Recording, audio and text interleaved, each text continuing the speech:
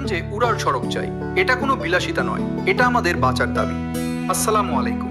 আমি আজ দাঁড়িয়ে আছি হাওরের এই বিস্তীর্ণ জলরাশির মাঝে, যেখানে বর্ষা মানেই এক ধরনের বিচ্ছিন্ন জীবন। আপনি এখন দৃশ্যটা দেখছেন, এটা শুধু সৌন্দর্য নয়, এটা আমাদের কষ্টের প্রতিচ্ছবি। বর্ষা এলেই রাস্তা ডুবে যায়, যোগাযোগ বন্ধ হয়ে যায়। এক উপজেলা থেকে আরেক উপজেলায় যেতে হলে আমাদের একমাত্র ভরসা নৌকা।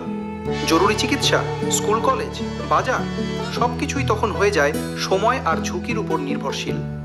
এই কারণেই আমরা দীর্ঘদিন ধরে একটি দাবি জানিয়ে আসছি, সুনামগঞ্জ থেকে নেত্রকোনা পর্যন্ত একটি উড়াল সড়ক বা এলিভেটেড এক্সপ্রেসওয়ে। এটা কোনো স্বপ্ন নয়, এটা সময়ের দাবি। আমরা সাধারণ রাস্তা চাই না, কারণ মাটির বাঁধ দিয়ে রাস্তা তৈরি করলে হাওরের স্বাভাবিক পানি প্রবাহ বন্ধ হয়ে যায়, মাছের বংশবিস্তার ক্ষতিগ্রস্ত হয়। কিন্তু উড়াল সড়ক হলে পানি চলাচল স্বাভাবিক থাকবে, পরিবেশ রক্ষা পাবে, মানুষ পাবে নিরাপদ যোগাযোগ, অর্থাৎ উন্নয়ন এবং প্রকৃতি দুটোই একসাথে বাঁচবে। প্রতি বছর আমরা বন্যার সাথে যুদ্ধ করি। আমাদের কৃষকরা কষ্ট করে ফসল ফলায়, কিন্তু ঠিকমতো বাজারে নিতে পারে না। একটা উড়াল সড়ক বদলে দিতে পারে পুরো অঞ্চলের চিত্র। কৃষি উন্নয়ন, পর্যটনের সম্ভাবনা, মানুষের জীবনমান। আমরা আর পিছিয়ে থাকতে চাই না।